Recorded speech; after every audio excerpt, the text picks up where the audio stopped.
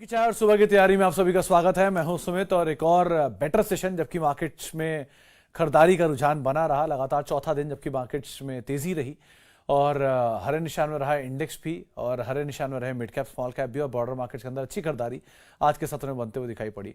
तो एक बढ़िया सेशन आज जो नए चेंजेस हुए उसमें मिड कैप निफ्टी नेक्स्ट 50 की आज से शुरुआत हुई। 1% के आसपास तेजी थी शुरुआती में और प्लस आज जो न्यूज़ फ्लोज हैं, खबरें हैं, ट्रिगर हैं, अर्निंग्स हैं, वो सब बढ़ ही रहे हैं धीरे धीरे स्लो एंड स्टेडली।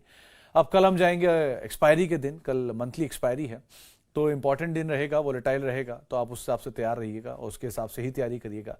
अर्निंग के लिए कल बड़ा दिन है, 7 F&O कंपनियां हैं, करीब 3 से 4 निफ्टी कंपनियां जिनकी अर्निंग्स आने वाले हैं और 3 कंपनियों की अर्निंग का इम्पैक्ट आएगा कल निफ्टी की सुबह और प्लस कोटक की खबर जिसका इम्पैक्ट कल आप वैसे ही देखने वाले हो।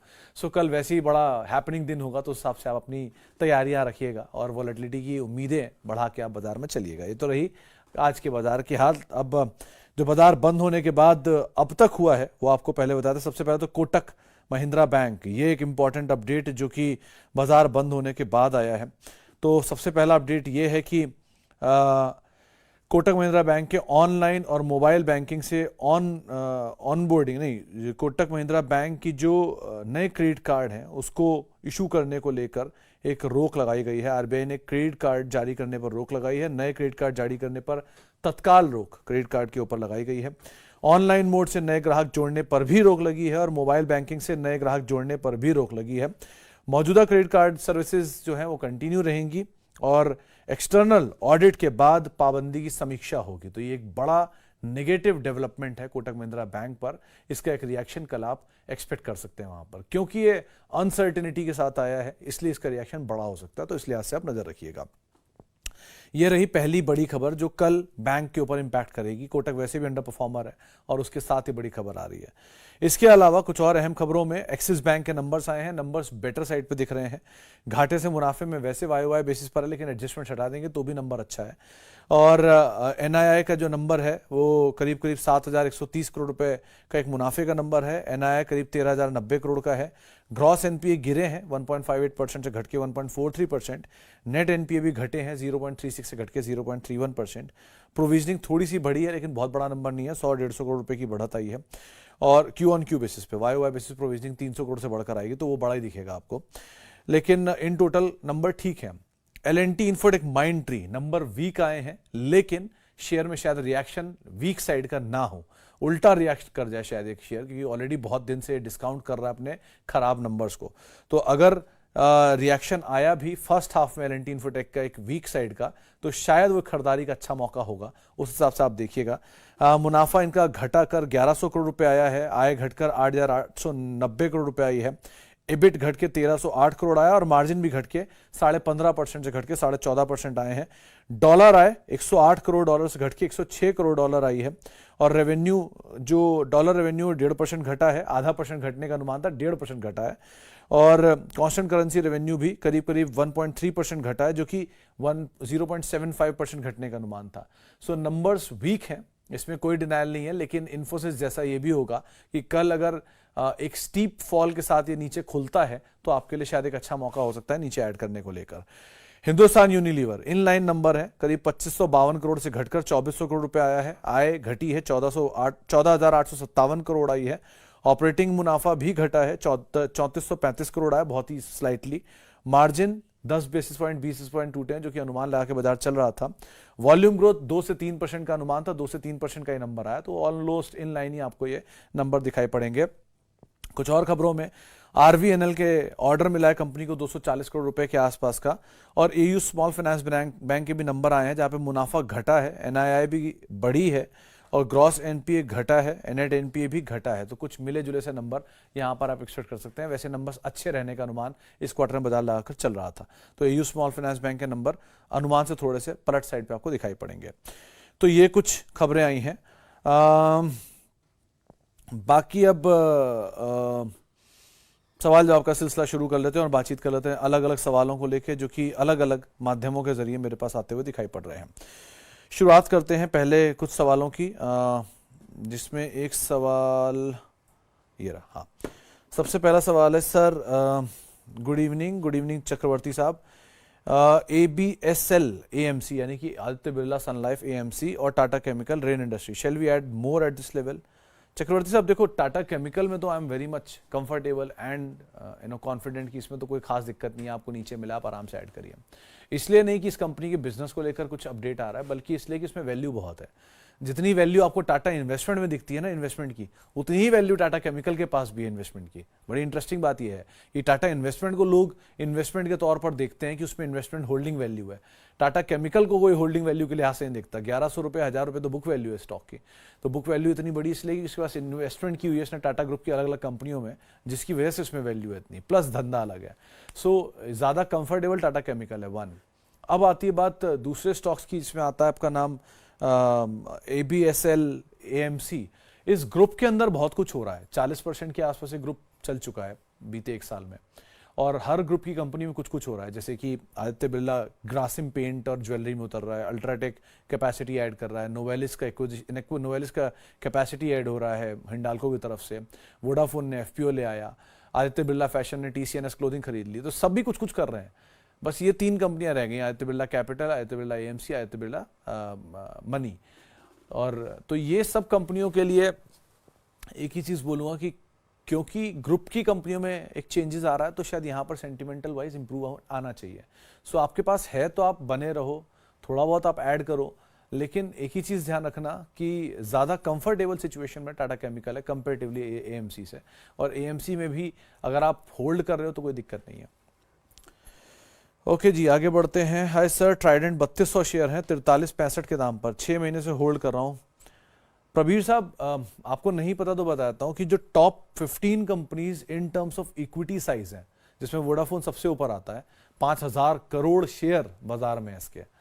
5000 करोड़ शेयरों का मतलब यह कि 140 करोड़ की आबादी है, और 5000 करोड़ शेयर इसके ओवरऑल है, जिसमें प्रमोटर की होल्डिंग भी मिला लो तो उनके साथ मिला के इतने शेयर हैं। उसमें ट्राइडेंट का नंबर भी आता है 15वें नंबर में, या कहीं इसी सूची में इनका भी नंबर है। इक्विटी बेस बहुत बड़ा है इनका, ये कहने का मतलब है। इक्विटी बेस बड़ा कैसे, मैंने स्प्लिट किया था उसके बाद, वो 70 रुपये का शेयर था, शायद 7 रुपये ले आए थे, उसके बाद ये चल के शेयर आज आपके सामने है। हैविंग सेड दैट, कंपनी ठीक है, ये कंपनी एक्सपोर्ट के बिजनेस में है, इनका पेपर का वर्क है, इनका टेक्सटाइल का वर्क है, बहुत सारे विम्बल्डन जैसे बड़े इवेंट्स के लिए टेरी टायल सप्लायर हैं। सो कंपनी वैसे ठीक है, बट अगेन प्रॉफिटेबिलिटी के सामने इक्विटी का बेस इतना ज़बरदस्त है कि वैल्यूएशन आपको महंगा ही दिखाई पड़ेगा। या आप ऐसे समझो ना कि 10 रुपये कमाते हैं, 10 शेयर होल्डर हैं, तो सबको 1-1 रुपये मिलेगा। वही शेयर होल्डर एकदम से बढ़ के 100 हो जाए तो 10 रुपये कमाते तो सबको 10-10 पैसे मिलेंगे ना। सो ये इसके साथ हुआ है। तो इक्विटी बेस एकदम से इतना बड़ा हो गया कि प्रॉफिटेबिलिटी डाइल्यूट हो गई। सो इसलिए आप थोड़ा सा इसमें इस पार्ट को भी पढ़ लें, देख लें, समझ लें, फिर कॉल लीजिएगा। शायद 32 रुपये का एक टेक्निकल स्टॉप लॉस था इसमें, जो लास्ट मेरी किसी जानकार से बात हुई थी तब, वो आप एक स्टॉप लॉस के तौर पे 32 बोला है तो आप 29 मान लो, 3 रुपये नीचे का और लीवरेज लेके आप इसमें होल्ड करो, अकॉर्डिंगली देखते रहना इसमें। ओके जी, आगे बढ़ते हैं। और what is the result of Bosch? अभी तो मैंने देखे नहीं आए हैं, मेरे ख्याल से आए भी नहीं अभी तक, तो एक बार आने दीजिए, फिर ज़्यादा कॉल लेना आसान रहेगा अभी के लिए। At least wait and watch is preferable.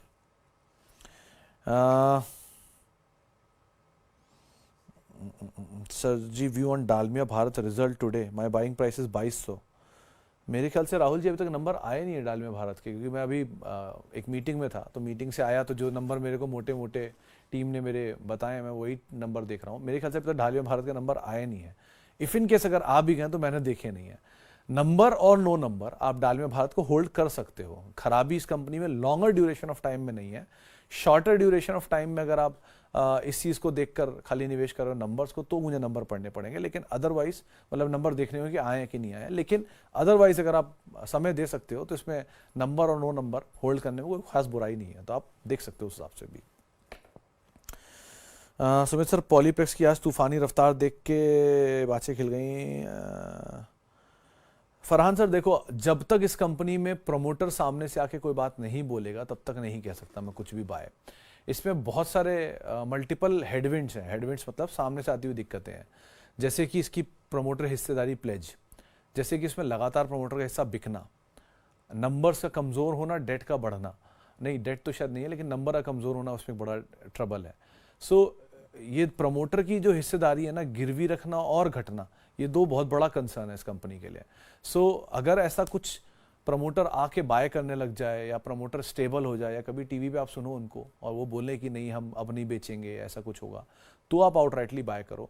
वरना जिन शेयरों में आप बने हुए हो उन्हीं में बने रहो। सिर्फ एक अप मूव आना किसी स्टॉक में ये नहीं बता देता कि वो स्टॉक की सिचुएशन ठीक हो गई है। भाव को देख के आप भावना मत बदलिए अपनी। एटलीस्ट जो चीज़ खराब है वो खराब समझ के रखिए क्यों खराब है।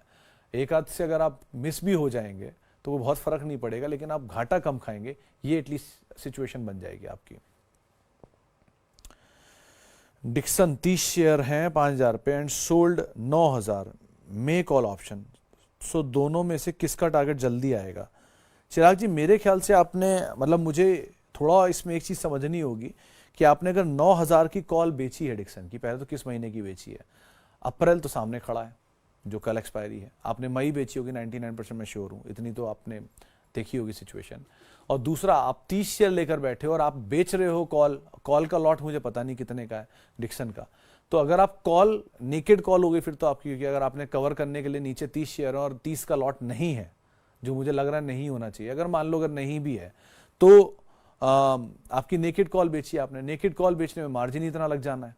सो आप पहले ये चीज़ समझ के काम करो कि अगर आप नेकेड कॉल नहीं बेच रहे हो, नेकेड कॉल उन लोगों को जिनको बताना नहीं समझ में आ रहा बता देता हूं, आपके पास शेयर पड़े हों उनकी एवज में आप ऊपर कॉल बेचो। यानी कि मान लीजिए मेरे पास 600 शेयर पड़े रिलायंस के या 1,000 शेयर पड़े रिलायंस के और ऊपर मैं दूर की रिलायंस की कोई एक कॉल बेच देता हूं, तो मेरे पास रिलायंस के 2 लॉट के बराबर शेयर ऑलरेडी हैं कैश में और फिर मैं ऊपर रिलायंस की कॉल बेच रहा हूं, तो मैं नेकेड नहीं हूं, मैं कवर्ड हूं। मेरे पास कवर्ड कॉल बेची है मैंने।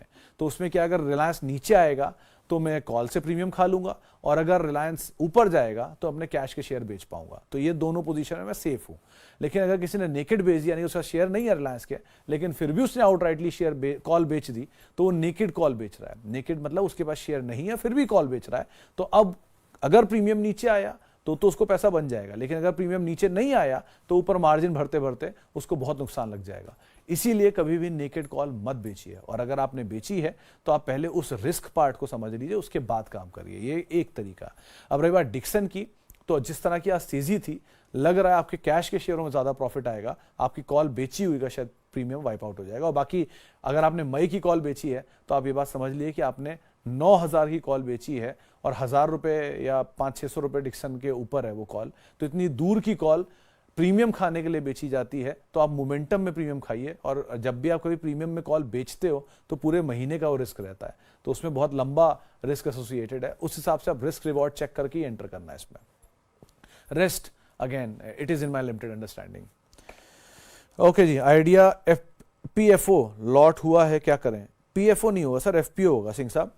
तो एफपीओ अगर आपको अलॉट हुआ तो आप आराम से बैठिए, कल इसकी लिस्टिंग है, यानी कल लिस्टिंग में आइडिया में कोई फर्क नहीं पड़ेगा, आइडिया तो रहेगा ही जैसा ट्रेड हो रहा है। जो लिस्टिंग के शेयर है वो मार्केट में आ जाएंगे, तो हो सकता है कल एक बड़ा जर्क इसका आपको मार्केट में देखने को मिले, या शायद पहले से डिस्काउंट हो रखा है। तो जब बाजार में नए शेयर बिकने आएंगे तो बाजार उसको ऑलरेडी एब्जॉर्ब करने के लिए तैयार है। तो एब्जॉर्प्शन होने के बाद आप होल्ड कर सकते हो, क्योंकि जिनके पास भी शेयर मिले हैं, जिनको 11 रुपए में उन्हें शेयर अलॉट हुए हैं, 13 रुपए पे शेयर चल रहा है, 2 रुपए का आपको ऑलरेडी गेन हो रहा है। सो 2 रुपए के गेन के लिए आपको अगर बेचना है, आप कल बेच सकते होंगे। लेकिन अगर आप समय दे सकते हो तो आप होल्ड कर लो, ये सिचुएशन ऑलरेडी आइडिया की पहले से तो बेटर हुई है। So wait and watch is a better choice, and accordingly आप वहां पर कॉल ले सकते हो। ओके, कुछ और सवालों को भी ले लेता हूं, जिसमें नवीन फ्लोरिन एट 18% लॉस, होल्ड कर सकते हैं, नीचे मिल जाए आप थोड़ा ऐड कर सकते हैं। टेलीकॉम के केस में विश्वास साहब, जैसे ही मेरे ख्याल से चुनाव खत्म होंगे एक टैरिफ हाइक आना चाहिए। अगर टैरिफ हाइक आता है तो सेक्टर की री रेटिंग होनी चाहिए। सो आप एक बारी नजर रखिए, सेक्टर में हो बहुत कुछ रहा है, लेकिन जो कुछ भी बड़े डेवलपमेंट होगा वो इलेक्शन के बाद ही होंगे, तो अकॉर्डिंगली आप कॉल लेना इसमें। Sir, I have majorly large cap in my portfolio. I want to invest nearly about 5 lakh in good mid cap and small cap for 5 years. जहाँ साहब आप मिड कैप में United Spirits, Tata communication, JK cement, इनको otherwise देख सकते हो जब ये नीचे मिले तब। Sharda motor, it's a good mid cap, आप अभी भी उसे देख सकते हो, अगर आप खरीदना चाहो खरीद सकते हो।